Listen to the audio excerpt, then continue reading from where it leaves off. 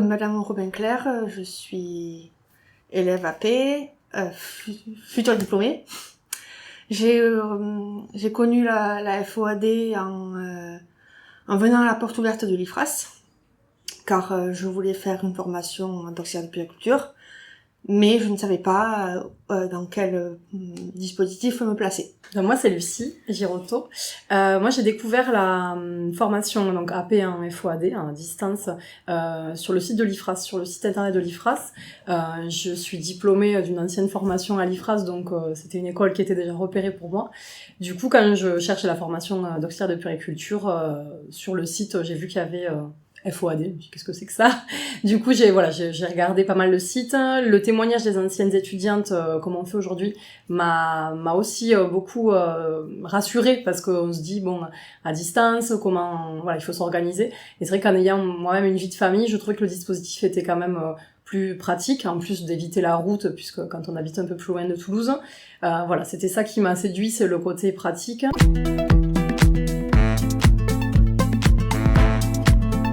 Et la FOAD est vraiment, pour moi, au niveau personnel, un très bon point, car elle m'a permis de faire mes cours à mon rythme. Car avec mes difficultés scolaires, c'était quand même un peu compliqué de comprendre certains cours. Donc heureusement que j'étais à la maison, au calme, et que les formateurs et formatrices étaient disponibles pour me répondre. Donc j'ai beaucoup aimé. C'était pratique de pouvoir avoir cette flexibilité du planning qui est préparé à l'avance, mais qui reste quand même assez souple. Et il y a des pauses repas par exemple qui sont positionnées de 12h30 à 13h30, mais on n'est pas obligé de respecter les horaires. On peut commencer plus tôt le matin, finir plus tard le soir, déborder sur le week-end si l'organisation familiale ou personnelle fait que... Et c'est ça qui fait que c'est très flexible, tout en ayant fini dans la semaine, dans les délais, les travaux, puisqu'après chaque leçon, il y a quand même un exercice, c'est de la rédaction, un QCM, et c'est bien, ça vient remobiliser les connaissances, voir si on a bien appris le cours. Donc non, c'est assez souple. Après, c'est vrai qu'il faut être rigoureux, il faut effectivement suivre le planning établi par les formateurs qui va nous guider dans nos apprentissages et puis pouvoir aussi choisir un thème sur la semaine s'il y avait un cours sur lequel on a un peu plus d'appétence, peut-être commencer par ça et pour ensuite prendre du temps pour les cours un petit peu plus compliqués par exemple, mais on peut quand même moduler sa vie de famille et s'organiser son planning et ça c'est quand même confortable. Et il y a 6 semaines du coup de regroupement sur l'année qui sont régulières et sur lesquelles il y a aussi les évaluations, mais qui sont bien organisées, qui fait que quand même c'est assez respirant entre les deux et tout ça organisé en plus avec les stages, donc c'est un rythme soutenu, c'est intense, mais c'est très enrichissant. Je recommande aussi le dispositif FOAD pour les personnes qui sont loin, mais il faut quand même savoir qu'il faut avoir une rigueur de travail, être organisé dans son travail, savoir organiser sa vie familiale et sa future vie professionnelle et être impliqué.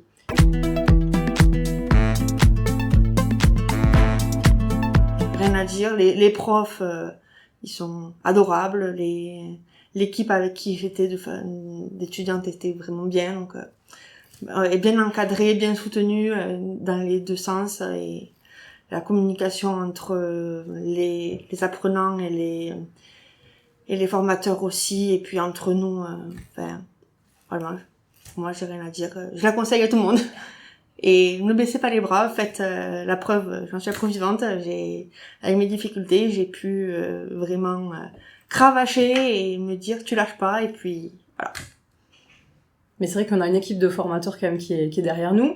On a un formateur vraiment pour les 15 élèves FOAD qui est là pour nous soutenir justement, qui est très réactif dans les mails. Elle a été d'un soutien. Et puis il y a aussi des classes virtuelles organisées sur les semaines de formation à distance où on peut échanger entre nous. Nous on essaie de créer du lien, de la cohésion aussi dans la classe. Donc on se donnait aussi, on a créé un groupe WhatsApp où on pouvait aussi s'épauler les unes les autres. Et la formatrice est quand même disponible pour répondre à nos questions, si on n'a pas compris un cours, s'il nous manque des éléments. Et il y a aussi du soutien personnalisé avec des entretiens en visio avec elle, qui fait que si on a une difficulté, s'il y a besoin de plus, il y a toujours l'IFRAS qui est pas loin. Et sur le côté aussi informatique, on a senti que s'il y a un bug ou quoi, il y a toujours une réponse qu'on n'est pas laissé seul chez nous, isolé, il y a quand même du soutien.